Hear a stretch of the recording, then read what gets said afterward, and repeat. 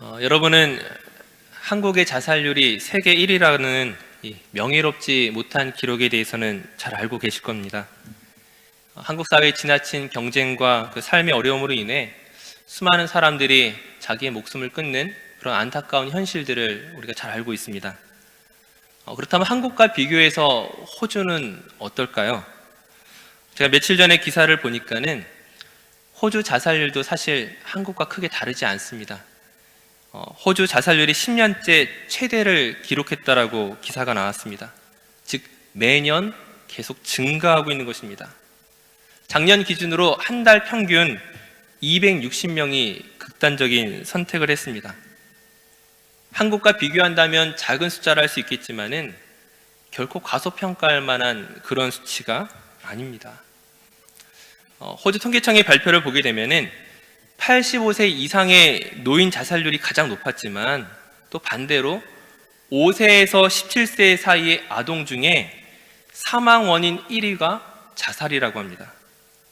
즉 어린아이부터 노인에 이르기까지 이 자살은 호주 사회에서도 굉장히 심각한 문제라 할 수 있습니다. 이런 전체 자살자 중에 43%가 그 우울증과 불안감 등 심리적인 장애를 겪었던 것으로 나타났습니다. 즉 이런 진단을 통하여서 오늘 우리 시대에 우리가 무엇을 발견할 수 있습니까? 수많은 사람들이 무엇을 위해 살아야 하는지, 어떻게 살아야 하는지, 우리의 인생이 어디로 시작해서 어디로 끝마쳐야 하는지에 대해서 잘 모른다는 것이죠. 그 불안과 두려움 때문에 때로는 극단적인 선택을 하기도 하는데, 사실 이 일에 대해서 우리 그리스도인들이, 우리 믿는 성도들이 사실은 책임감을 가져야 하는 것입니다. 사람이 사는 곳에는 도시나 마을의 지명이 있고 그것을 알려주는 표식이 있습니다. 도로나 시설물을 따라서 주소가 정해져 있고 그것을 정확히 찾을 수 있도록 그 위치와 거리를 알려주는 이정표, 안내판이 있습니다. 그리스도인이란 어떤 존재이냐? 이처럼 길을 잃어버린, 어디로 시작해서 어디로 가야 할지 모르는 오늘 이 세상 사람들에게 무엇이 진리이고 무엇이 올바른 길인지 바로 안내해야 하는 그런 이정표와 같은, 그런 안내판과 같은 책임을 가진 사람이 바로 우리 그리스도인인 것입니다. 그리고 이러한 책임을 감당하기 위해서는 우리 자신이 먼저 그 믿음의 올바른 길에 서 있어야만 할 것입니다. 이를 믿으십니까? 하지만 우리가 믿음의 길에 올바르게 서 있다는 것이 결코 쉬운 일이 아닐 것입니다. 이것이 쉬운 일이 아니라는 것은 우리가 이스라엘 백성을 보면서 알 수가 있죠. 이스라엘 백성은 선택받은 민족으로서 그들이 받은 특권과 함께 그들이 마땅히 지켜야만 하는 그런 율법과 길들이 있었습니다. 하지만 그 율법을 지킴에 있어서, 그 믿음의 길을 걸어감에 있어서 우린 무엇을 알고 있습니까? 그들이 완전히 실패했다는 사실이죠. 하나님께서 모세를 통하여 이스라엘 백성들에게 계명을 주셨습니다. 하나님의 계명을 잘 지키면 복을 받을 것이고 이 계명을 지키지 않으면 저주를 받을 것이다. 하지만 이 계명 자체가 주어진 것이 너무나 귀하고 좋은 것인데 왜 그렇겠어요? 세상 다른 어떤 민족에게도 주지 않았던 그 하나님의 계명을 이스라엘을 택하셔서 주신 너무나 놀라운 선물이었습니다. 하지만 문제는 무엇입니까? 이스라엘이 그 계명을 준수하지 못했고 앞으로도 지킬 가능성이 없다는 점입니다. 우리가 이 계명을 보니까 어떤 것들을 알 수 있습니까? 하나님의 계명을 지키는 것으로 복을 얻을 수 있는 사람이 단 한 사람도 없는 것입니다. 인간의 성정 자체가, 우리의 성품과 우리의 혈기가 하나님의 말씀을 따라 사는 것을 원하지 않습니다. 설령 그것을 원한다고 할지라도 어떻게 돼요? 그 말씀대로 살아갈 수 있는, 실천할 수 있는 능력을 가진 사람이 아무도 없다는 것이죠. 자신들의 만족을 위해 하나님을 떠나 우상을 섬기는 그러한 삶을 모두가 살아가고 있다는 것입니다. 그 결과 어떻게 됩니까? 우리가 예레미야의 말씀을 통하여 계속적으로 확인하게 되는 것은 약속의 땅이라 생각했던 그 가나안이 황무지가 되고 그 이스라엘 백성들이 바벨론의 종으로 끌려가게 되는, 예루살렘에 남아있는 사람들 또한 그 기근과 질병과 전쟁으로 결국 궁핍한 삶을 살아가야 했던 것입니다. 하지만 이 역사를 보면서 또 우리가 성경 말씀을 읽으면서 사실 뜨끔하게 되는 것이 무엇입니까? 그것이 남의 이야기가 아니라, 이스라엘 백성들의 모습이 나와 상관없는 이야기가 아니라 사실 우리의 이야기와 같기 때문입니다. 그들이 걸어간 길은 다름 아닌 우리 자신이 이 세상에서 걸어가는 길과 별 다를 바 없다는 것이죠. 이스라엘 민족이 우리보다 못하거나 잘하거나 그것이 아니라 그들의 모습이 곧 우리의 모습인 것이었습니다. 근데 그것을 생각할 때 우리에게 의문이 들기 시작하는 것이죠. 하나님께서 이스라엘의 멸망을 원하신 것이 아니었는데, 그렇다면 왜 실천할 수 없는 그런 계명을 주시고 그것을 지켜야만 복을 받을 수 있다라고 말씀하신 그 이유가 무엇이냐는 것입니다. 그 이스라엘 백성들의 반복되는 실패와 그들의 저주와 같은 그런 삶들을 바라보면서 왜 하나님이 이토록 어려운 것들을 그들에게 조건으로 걸었느냐는 것입니다. 이제 그에 대한 해답을 오늘 본문 말씀에서 우리가 찾을 수가 있는 것입니다. 우리 오늘 본문 33절 말씀을 한번 같이 읽도록 하겠습니다. 우리 예레미야 31장 33절 말씀을 한 목소리로 같이 읽겠습니다. 그러나 그날 후에 내가 이스라엘 집과 맺을 언약은 이러하니 곧 내가 나의 법을 그들의 속에 두며 그들의 마음에 기록하여 나는 그들의 하나님이 되고 그들은 내 백성이 될 것이라 여호와의 말씀이니라. 아멘. 지금 하나님께서 예레미야를 통하여 새로운 약속을 주시겠다고 말씀하십니다. 과거에는 약속을 지키면 복을 받고 약속을 지키지 못하면 저주를 받는다고 했는데, 그것이 모세가 시내산에서 이스라엘 백성들에게 주었던 그 언약이었는데, 지금 예레미야를 통하여 말씀하시는 이 언약은 새 언약입니다. 모세가 준 것과는 다른 새 언약입니다. 그러면 무엇이 달라진 것입니까? 모세는 이스라엘 백성들에게 돌판에 된 계명을 주었는데, 지금 하나님께서 무엇이라고 말씀하십니까? 이제 백성들의 마음에 기록하여 그 법을 주겠다고 말씀하시는 것입니다. 하나님의 법이 돌판에 기록된 것이 아니라 우리의 마음에 기록되었기 때문에 그 법을 잊거나 무시할 수 없고, 그것을 잊거나 무시할 수 없기 때문에 그 하나님의 언약이 우리 안에서 깨어지는 것이 아니라 영원히 유지될 수 있다라고 지금 약속하시는 것입니다. 그러니 또 이런 질문을 할 수 있겠습니다. 어떻게 돌비가 아니라, 어떻게 돌판이 아니라 마음에 하나님의 법을 기록할 수 있습니까? 우리의 마음은 사실 죄악되었는데, 우리의 마음은 타락하였는데, 우리의 마음은 깨끗하지 못한데 어떻게 거룩한 하나님이 우리의 마음에 그 법을 기록할 수 있습니까? 상당히 어려운 문제였지만 사실 우리는 그 해답을 다 알고 있습니다. 예수 그리스도를 나의 구주로 고백하는 그 사람에게 하나님께서 성령을 선물로 우리에게 주셨기 때문입니다. 고린도전서 3장 16절 말씀에 하나님의 성령이 너희 안에 계시는 것을 알지 못하느냐? 예수 그리스도를 나의 구주로 고백하는 그 사람에게 성령님이 나와 함께 하셔서 우리를 새롭게 하고 우리의 마음을 바꾸시는 것들을, 바로 그 일의 증인이 누구입니까? 바로 그리스도인, 바로 저와 여러분입니다. 이제 더 이상 내 힘으로 무언가를 해야 되겠다 이런 것이 아니라, 이전에는 내가 다짐해도 실패할 수밖에 없었다면은 이제는 성령께서 내 마음을 주관하셔서 나를 통하여 모든 것을 새롭게 이루시겠다라고 약속하고 계신 것입니다. 바로 이것이 새 언약입니다. 자, 다시금 돌아가서 그럼 이 새 언약과 반대되는 개념에서 왜 옛 언약을 주신 것입니까? 왜 실패할 수밖에 없는 그 모세를 통하여 율법을 이스라엘 백성들에게 주신 것이었습니까? 그것은 필요 없는 것이었습니까? 그렇지 않다는 것이죠. 옛 언약이 있어야만 필연적으로 새 언약이 나타날 수 있기 때문이었습니다. 율법을 지킬 능력이 없는 사람들에게 율법을 주신 것은 무엇을 깨닫게 하기 위함입니까? 너희들은 죄로 인하여 죽을 수밖에 없는 추악한 죄인이다라는 사실을 깨닫게 하기 위해서 이 옛 언약이 필요했던 것입니다.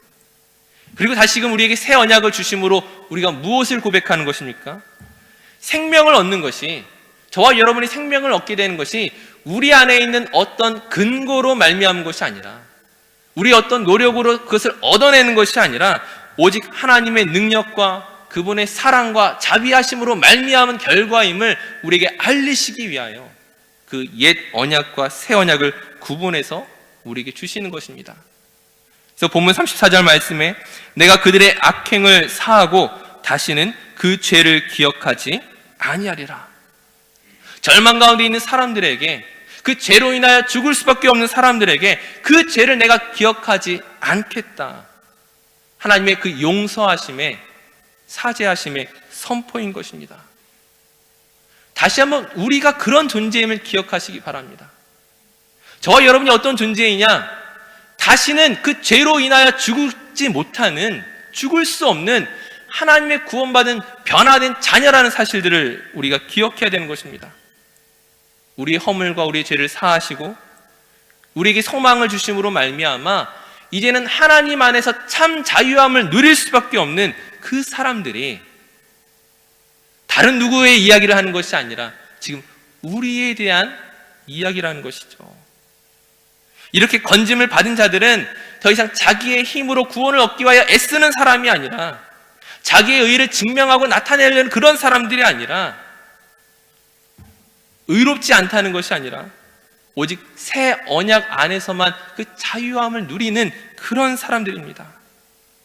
오늘 저와 여러분의 마음에 하나님의 성령의 법이 가슴 깊이 새겨져 있다는 사실들을 우리가 기억해야 하는 것입니다. 따라서 오늘날 세상에서 우리 그리스도인들이 나타내야 할 책임이 무엇이겠습니까? 오늘 말씀을 시작하면서 정말 이 절망스러운 이 세상 속에서, 정말 목적 없이 살아가는 이 세상 속에서 우리 그리스도인들이 책임을 가져야 되는데, 그들을 하나님께로 인도해야 되는 그런 이정표와 같은 역할들을 감당해야 되는데, 과연 우리의 무엇으로 그 역할들을 감당해내겠습니까? 우리가 지금까지 살펴봤던 것처럼 우리가 세상 사람들을 깜짝 놀라게 할 만한 어떤 일들을 만들어내거나 어떤 놀랄만한 어떤 것들을 성취하는 것으로 증명해내는 것이 아닌 것입니다. 내가 무언가를 해야 되는 것이 아니라 오로지 예수 그리스도 안에서 그 참 평안과 기쁨과 자유를 누리고 있는 그 자체가 바로 그리스도인이 나타내야 할 책임인 것입니다.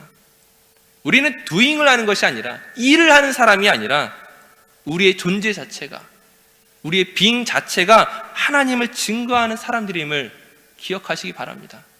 그런 의미에서 저와 여러분들이 때로는 실수하고 때로는 넘어지고 때로는 부족한 모습을 보일지라도 그것으로 인하여 하나님이 제한받으시는 것이 아니라, 하나님이 그것으로 인하여 우리를 내치시거나 포기하시는 것이 아니라 하나님이 우리를 끝까지 은혜 가운데 붙잡으시고 그 존재에 걸맞는 사람으로 우리를 바꾸어 가기를 원하신다는 것이죠.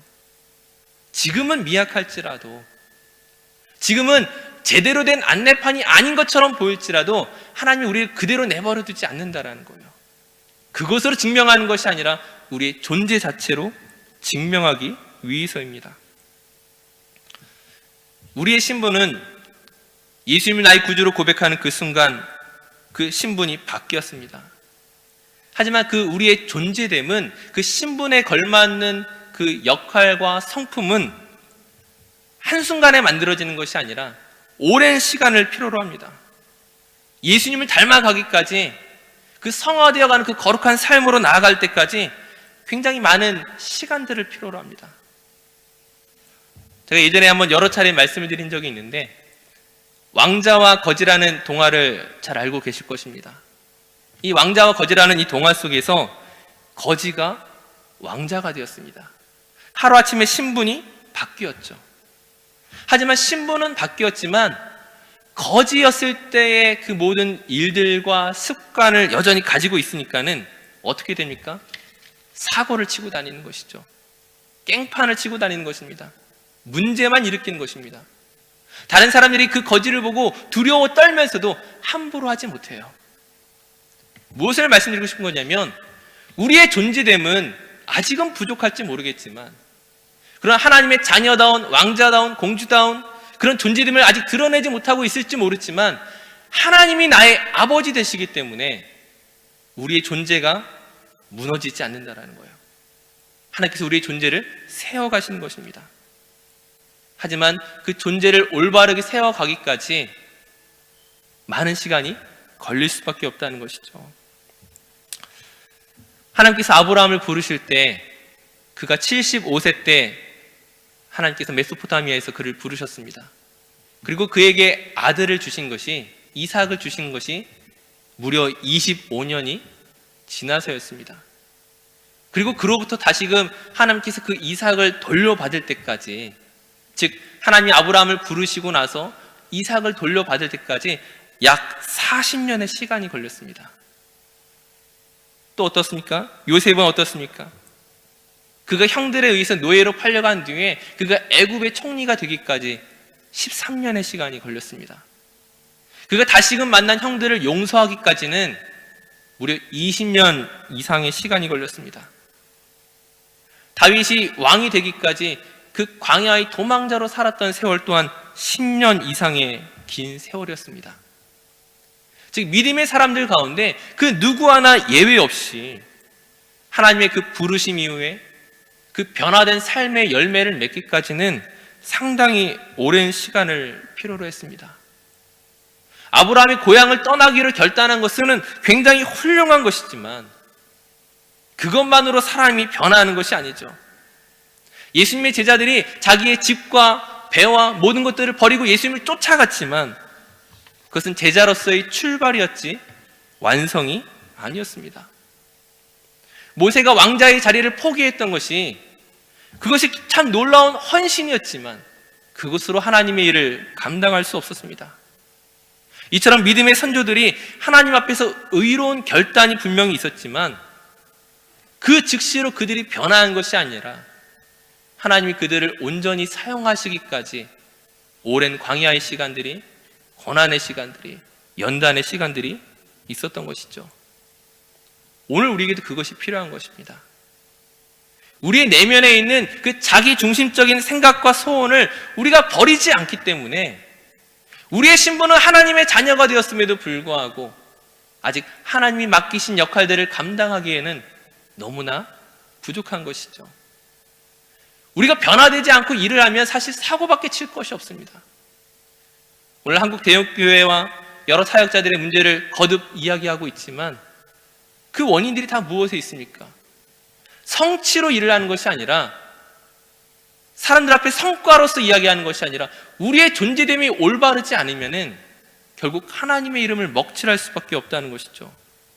하나님께서 믿음의 사람들을 바꾸시기까지 오랜 시간이 걸렸던 것처럼 오늘 저와 여러분들이 하나님께 온전한 쓰임을 받기까지 오랜 시간과 훈련과 연단이 필요하겠지만, 그러나 그 모든 것들을 통하여 우리가 그리스도인으로서의 온전한 책임을 감당하게 될 그날을 우리가 사모하고 기다려야 하는 것입니다.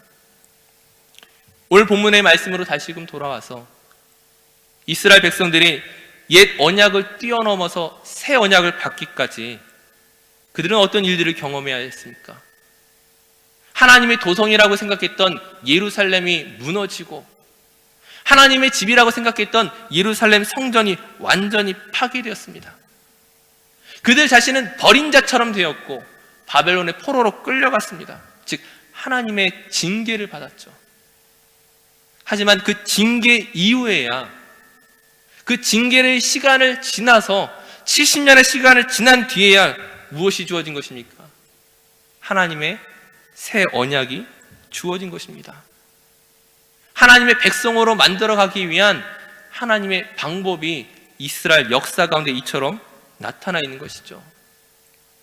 그런 의미에서 오늘 우리의 삶 속에서 때로는 우리가 경험하는 고난이라든지 때로는 원치 않은 일들을 우리가 하게 되는 그 모든 상황 속에서 이것은 하나님 우리를 버리시거나 힘들게 하시거나 채찍질하시는 것이 아니라 우리를 하나님의 사람으로 만들어가기 위한 가장 빠른 길임을 우리가 기억하셨으면 좋겠습니다.